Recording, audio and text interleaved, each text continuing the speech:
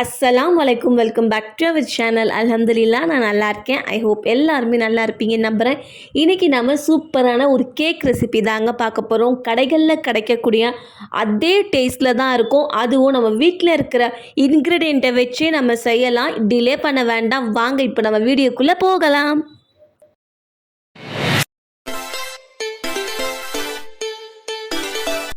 இப்போ ஒரு மிக்சிங் பவுல் எடுத்துக்கோங்க. அதில் ஒரு சல்லடையை வச்சுக்கோங்க. நம்ம மாவு எல்லாமே சலித்து எடுத்துக்க போகிறோம். ஸோ ஃபஸ்ட்டு பார்த்திங்கன்னா 1.5 கப் அளவுக்கு மைதா மாவு சேர்த்துக்கோங்க. இது ஒரு கப்பு, இது பார்த்திங்கன்னா ஒரு அரை கப் அளவுக்கு இருக்குது. ஸோ 1.5 கப் அளவுக்கு மைதா மாவு, 1 டேபிள் ஸ்பூன் அளவுக்கு பேக்கிங் பவுடர், அரை ஸ்பூன் அளவுக்கு பேக்கிங் சோடா, அதுக்கப்புறம் பார்த்திங்கன்னா 3 டேபிள் ஸ்பூன் அளவுக்கு பால் பவுடர். இது எல்லாத்தையுமே சேர்த்துட்டு நல்லா தட்டி சலிச்சு எடுத்துக்கோங்க.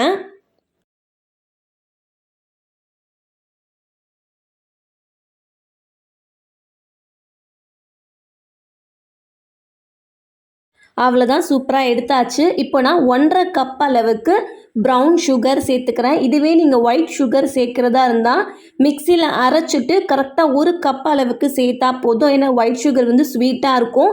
ப்ரௌன் சுகர் மைல்டு ஸ்வீட்டுன்றதுனால நான் 1.5 கப் அளவுக்கு எடுத்திருக்கேன். இதை நான் டைரெக்டாகவே சேர்த்துடுறேன். சேர்த்துட்டு இதையுமே நல்லா கலந்து விட்டுற போகிறோம். ப்ரௌன் சுகர் ஆட் பண்ணுறதுனால உங்களுக்கு கலர் பார்த்திங்கன்னா கேக்கோட கலர் நல்லா ஒரு சாக்லேட் கேக்கோட கலரில் இருக்கும். இதுவே நீங்கள் சுகர் சேர்த்திங்க அப்படின்னா ஒயிட் கலரில் இருக்கும். அவ்வளவுதான் டிஃப்ரென்ஸ். மற்றபடி டேஸ்ட் எல்லாமே சேமாக தான் இருக்கும். ஸோ இது எல்லாமே ஒன்று போல் நல்லா கலந்து விட்டுடலாம். நல்லா கலந்து விட்ட பிறகு ஒரு பிஞ்ச் அளவுக்கு உப்பு சேர்த்துக்குங்க. ரொம்ப குறைவாக இருக்கணும், ஜஸ்ட் ஒரு பிஞ்சுக்கு இருந்தால் போதும். ஒரு பிஞ்ச் அளவுக்கு உப்பை சேர்த்துட்டு இதையுமே நல்லா கலந்து விட்டுட்டு அதுக்கப்புறம் பார்த்திங்கன்னா நம்ம தண்ணி தான் சேர்க்க போகிறோம். தண்ணி நல்லா வெது வெதுப்பாக இருக்கிற மாதிரி பார்த்துக்குங்க. ரொம்ப சூடாகவும் இருக்க வேண்டாம். தண்ணி ஜஸ்ட்டு மைல்டாக வார்மாக இருந்தால் போதும். ஸோ தண்ணியை சேர்த்து நம்ம நல்லா ஒரு பேட்டர் டைப்பில் ரெடி பண்ணிக்க போகிறோம்.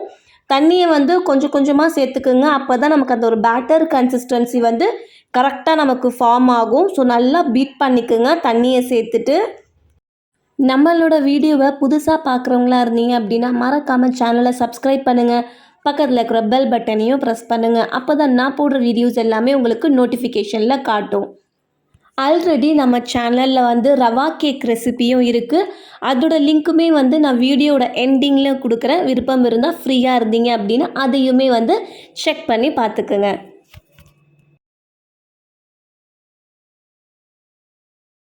நல்லா ஒரு பேட்டர் கன்சிஸ்டன்சிக்கு வந்ததுமே 1 டேபிள் ஸ்பூன் அளவுக்கு வெண்ணிலா எசன்ஸ் ஆட் பண்ணிக்கோங்க. நல்ல ஒரு ஃப்ளேவர் அண்ட் டேஸ்ட்டு கொடுக்கும். ஸோ எசன்ஸையும் சேர்த்துட்டு நல்லா பிளெண்ட் பண்ணி விட்டுடலாம்.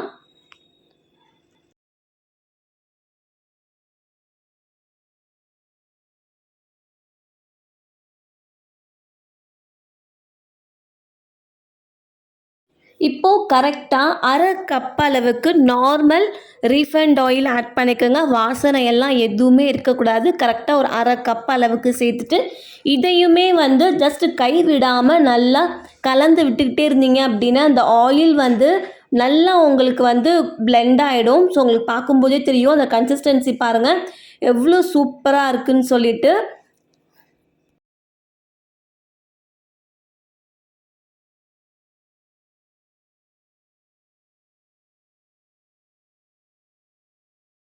ஸோ பேட்டர் ரெடி பண்ண பிறகு ஃபைனலாக 1 ஸ்பூன் அளவுக்கு வினிகர் ஆட் பண்ணிக்கோங்க. வினிகர் சேர்த்ததுமே இம்மிடியட்டாக மிக்ஸ் பண்ணிடணும்.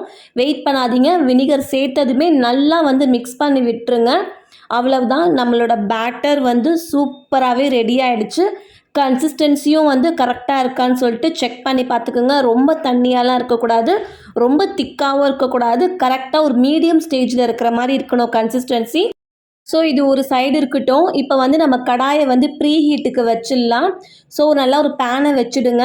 வச்சுட்டு இந்த மாதிரி ஒரு ஸ்டாண்ட் இருந்தது அப்படின்னா அந்த ஸ்டாண்டை ப்ளேஸ் பண்ணிவிடுங்க. ஸ்டவ்வை லோ ஃப்ளேமில் வச்சுட்டு லிட்டை க்ளோஸ் பண்ணிவிட்டு ஒரு 10 நிமிஷம் அளவுக்கு நமக்கு இதை ப்ரீ ஹீட் பண்ண போகிறோம். ஸோ இது ப்ரீ ஹீட் ஆகிற டைமுக்குள்ளே நம்மளோட கேக் டின்னையும் நம்ம ரெடி பண்ணிடலாம். ஸோ கேக் டின்னு எடுத்துக்கோங்க. எடுத்துகிட்டு அதில் சும்மா ஜஸ்ட் ஒரு 1லேருந்து 2 ட்ராப் அளவுக்கு நார்மல் ரீஃபைண்ட் ஆயில் ஆட் பண்ணிவிட்டு நல்லா ப்ரஷ் பண்ணிவிடுங்க. பாட்டம்லேயும் சரி சைட்லேயும் சரி நல்லா ப்ரஷ் பண்ணிவிடுங்க. ப்ரஷ் பண்ணிவிட்டு உங்கள்கிட்ட பட்டர் பேப்பர் இருந்துச்சு அப்படின்னா நீங்கள் பட்டர் பேப்பர் ப்ளேஸ் பண்ணிக்கலாம். உங்கள்கிட்ட பட்டர் பேப்பர் இல்லை அப்படின்னா இந்த ஆயில் அப்ளை பண்ணுறீங்க இல்லையா, அதுக்கு மேலே வந்து லைட்டாக வந்து மைதா மாவை வந்து நல்லா டஸ்ட் பண்ணிட்டீங்க அப்படின்னாலும் அது நல்லா ஸ்டிக் ஆகிடும். ஸோ அப்படியும் நம்ம யூஸ் பண்ணிக்கலாம். இப்போ என்கிட்ட பட்டர் பேப்பர் இருக்குது. ஸோ நான் பட்டர் பேப்பர் தான் யூஸ் பண்ணியிருக்கேன். அவ்வளோதான். ஸோ பட்டர் பேப்பர் மேலேயும் லைட்டாக வந்து ஆயிலை வந்து க்ரீஸ் பண்ணிடலாம். க்ரீஸ் பண்ணிவிட்டு நம்ம ரெடி பண்ணி வச்சுருக்கிற அந்த கேக்கோட பேட்டரை எடுத்து அப்படியே ஊற்றுனீங்க அப்படின்னா அவ்வளவுதாங்க. சூப்பராக நம்ம கேக் டின்லேயும் வந்து நம்மளோட பேட்டரை செட் பண்ணியாச்சு.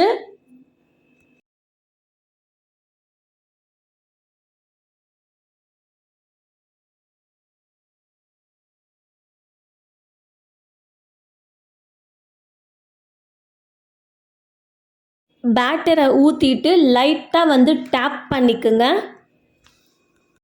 இப்போ நம்ம கடாயும் வந்து ப்ரீ ஹீட் ஆகிடுச்சு.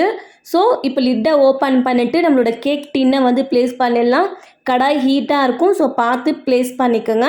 அவ்வளோதான். வச்சுட்டு அகெயின் நீங்கள் லிட்டை க்ளோஸ் பண்ணிவிட்டு அதே லோ ஃப்ளேமில் வச்சு ஒரு 45 மினிட்ஸ் அளவுக்கு வச்சு எடுத்தோம் அப்படின்னா நம்மளோட கேக் சூப்பராக ரெடி ஆகிடும். பாருங்கள் எவ்வளோ அழகாக பேக் ஆகிருக்குன்னு சொல்லிட்டு.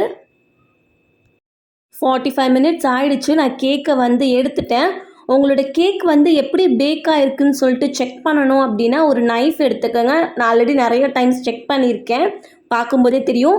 ஸோ நைஃப் எடுத்து அந்த கேக்கில் வந்து குத்தி பாருங்கள், கீழே வரைக்கும் போயிட்டு வாங்க. ஸோ அந்த நைஃப்பில் வந்து உங்களோட கேக் ஸ்டிக் ஆகலை அப்படின்னா அது சூப்பராக பேக் ஆகிடுச்சுன்னு அர்த்தம். ஸோ இது போல் தான் செக் பண்ணி பார்த்துக்குங்க நடுவில். இப்போது கேக் நல்லா ஆறுனதுமே அந்த சைட்ஸ் எல்லாத்தையுமே வந்து லைட்டாக வந்து தள்ளி விட்டீங்க அப்படின்னா நமக்கு கேக் எடுக்க வந்து நமக்கு ஈஸியாக இருக்கும். ஸோ லைட்டாக இந்த மாதிரி நைஃபை வச்சு தள்ளி விட்டுடலாம். ஸோ அவ்வளோதான். தள்ளி விட்டுட்டு ஒரு பிளேட்டை வச்சுட்டு கீழே உங்களோட கேக் டின்னை அப்படியே திருப்பி போட்டிங்க அப்படின்னா அது ஆட்டோமேட்டிக்காக அப்படியே அந்த பிளேட்டில் வந்து விழுந்துடும். நீங்கள் எதுவுமே பண்ணவே வேண்டாம். அவ்வளவுதான். எவ்வளோ அழகாக இருக்குது பாருங்கள் பார்க்கவே. இப்போ மேலே இருக்கிற அந்த பட்டர் பேப்பரையும் நம்ம ரிமூவ் பண்ணிடலாம்.